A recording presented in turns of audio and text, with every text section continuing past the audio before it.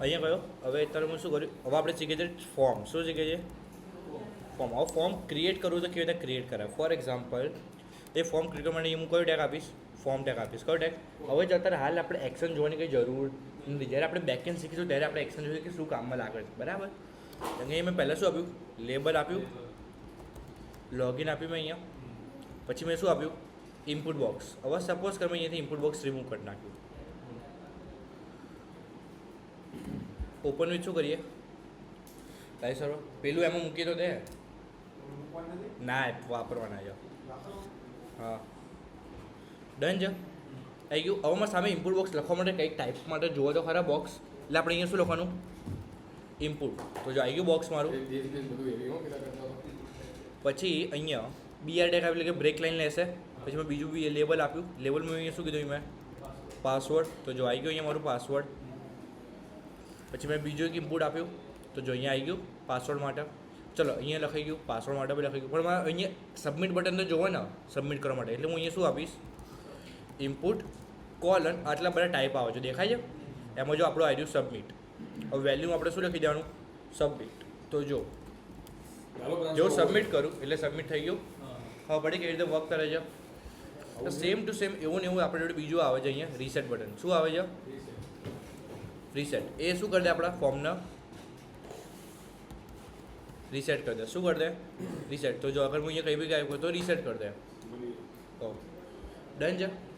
તો આ તું મારું ફોર્મનું બેઝિક ટાઈપ. હવે આપણે બીજું બધું જોઈએ. અહીં જાઉં, ઇનપુટ આપીએ. બસ એક કામ કરીએ, ઇનપુટમાં આપણે રેડિયો ટાઈપ આપીએ. કયો ટાઈપ આપું? રેડિયો. જેમ કે મેં અહીંયા કીધું મેલ. પછી આપણે અહીંયા આપીએ ફિમેલ એન્ડ ધેન આપીએ આપણે અધર્સ. ડન છે. તો જો અહીંયા આવી ગયું મેલ ફિમેલ અધર. હવે આમાં કેવું છે કે રેડિયો એકવાર આપણે સિલેક્ટ કરીશું, બીજી વાર અનસિલેક્ટ થાય નહીં. તો એકવાર સિલેક્ટ થઈ ગયું. હવે મારે એવું કરવું છે કે મેલ સિલેક્ટ કરું. હવે ફિમેલ સિલેક્ટ કરું ને તો મેલ જતું રહેવું જોઈએ. હા, તો જે નેમ જે છે ને બધા ત્રણે ત્રણમાં શું આપી દેવાનું? સેમ આપી દેવાનું. શું આપી દેવાનું? સેમ. તો જો આ કર્યું, આ કર્યું, આ કર્યું. જો ચેન્જ થાય છે. આને કહેવાય radio.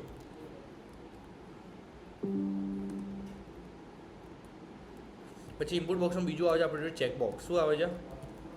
Checkbox. Same male female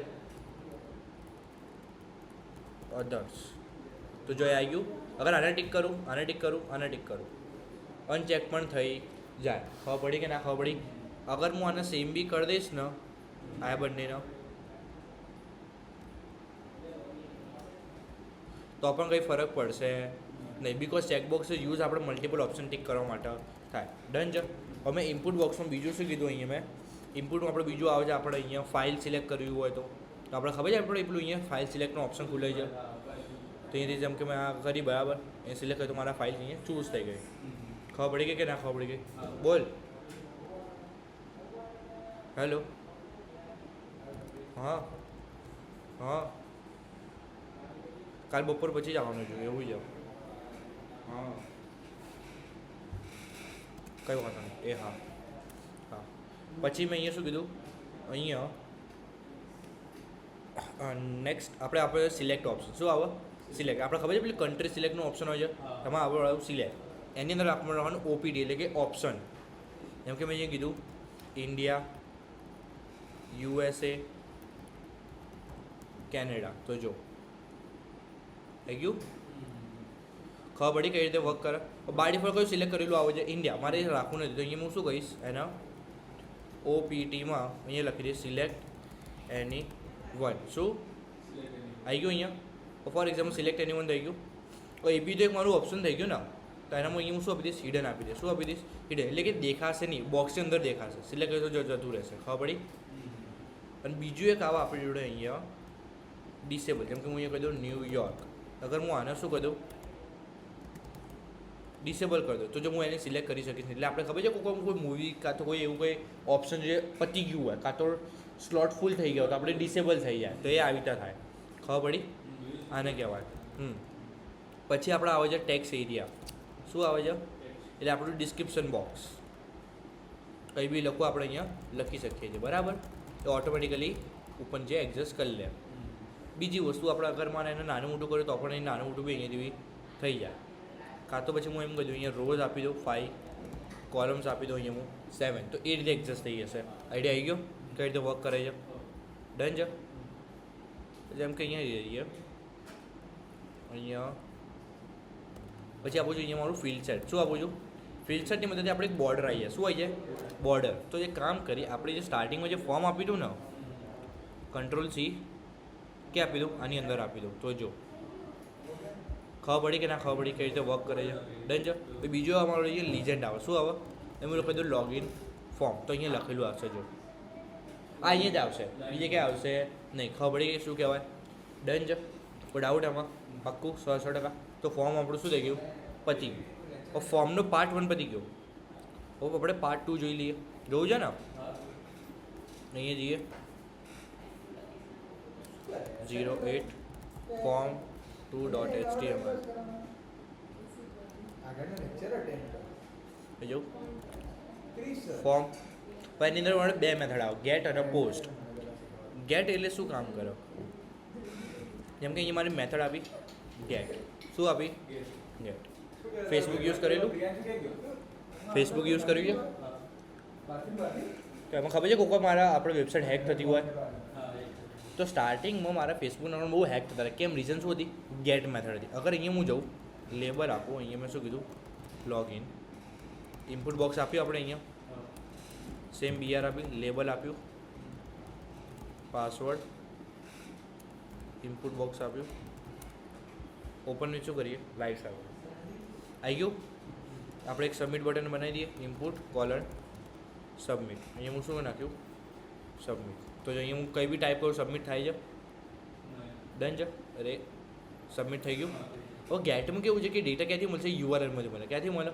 URL. અત્યારે આપણે બેકએન્ડ કનેક્ટ કર્યું નથી, જો આપણને ડેટા મળશે નહીં. બટ આપણે જ્યારે બેકએન્ડ કનેક્ટ કરીએ ત્યારે આપણને મળશે. અહીંયા કઈ મેથડ મેં એપ્લાય કરી? સબમિટ કર્યું. આ પેજની એરર આવી ગઈ બિકોઝ આપણે બેકએન્ડમાં બીજું કોઈ પેજ કનેક્ટ નથી કર્યું, એટલે આપણને એ પેજની એરર જોવા મળી છે. ખબર પડી કે ના ખબર પડી? તો કઈ મેથડ વધારે સિક્યોર છે? ગેટ. સોરી, પોસ્ટ વધારે સિક્યોર છે, ગેટ લેસ સિક્યોર છે. ખબર પડી ગઈ? હવે સપોઝ કે મારે આની અંદર લખેલું આવજો please enter your login ID. શું લખેલું આવજો? અહીંયા મેં પ્લેસ હોલ્ડર કીધું. શું કીધું? અહીંયા કીધું એન્ટર લોગિન આઈડી, તો એ અહીંયા લખેલું આવશે. ખબર પડી? હવે મારે એવું કર્યું, મારે અંદર વેલિડેશન નાખવી જાઓ. ખાલી ABCD જ લેવી જાઓ. શું લેવી જાઓ? AB સ્મોલ અને AB 2 લેટર મિનિમમ અને 5 લેટર મેક્સિમમ, એનાથી વધારે નહીં. પેટર્ન આપવાનું. શું આપવાનું? પેટર્ન A થી Z લેવું છે, કર્લી બ્રેકેટમાં 2,5 એટલે 2 મિનિમમ 5 મેક્સિમમ. અને એ મેં શું આપીશું? ટાઇટલ, એટલે કે એરર શો કરવા માટે કે ભાઈ 2 minimum and 5 max letters only. તો જો અગર એકથી વધારે લેટર્સ નાખીશ ને આમાં, સમજ કે જો આવી ગઈ એરર, પછી અગર નંબર નાખીશ તો પણ નહીં કરવા દે, કેપિટલ ABCD નાખીશ તો પણ નહીં કરવા દે. શું રાખવું પડશે? ખાલી સ્મોલ ABCD. અને એ બી કેટલા લેટરમાં? 3 લેટરની અંદર 2 મિનિમમ અને 5 મેક્સ, એની વચ્ચે જ. ડન છે. તો જો થઈ ગયું સબમિટ. ઓકે ચલો, મેં 3 લેટર નાખ્યા, સબમિટ ઉપર ક્લિક કરો, સબમિટ થઈ ગયું. તો મારે એવું કરાવવું છે કે આ જે પાસવર્ડ ફિલ્ડ હોય ને એ પણ સબમિટ ના હોવી જોઈએ, એટલે કે આની અંદર કંઈક ના કંઈક ડેટા હોવો જોઈએ. એ વગર સબમિટ થાય નહીં. તો આપણે અહીંયા શું આપી દેવાનું? રિક્વાયર્ડ. આપણે ઉપર આપવું તો પણ અપાય, રિક્વાયર્ડ જરૂરી નથી. તો જો પહેલાં તો પૂછશે આપણને કે ડેટા અંદર નાખો. આવી ગયું? હવે સબમિટ કર્યું. તો જો આને કહેવાય ફોર્મનો પાર્ટ 2. HTML ટોટલી પતી ગયું. ડન છે. અને એક લાસ્ટ એક બાકી છે, ફેવિકોન. હજુ બીજા 1-2 નાના મોટા ટેગ બાકી છે, એ આપણે હમણાં જોઈએ. તારે એવું તો પહેલાં પતાવવું તો પતાવી દે, આની પ્રેક્ટિસ કરી લેવા. પછી આપણે જોઈએ.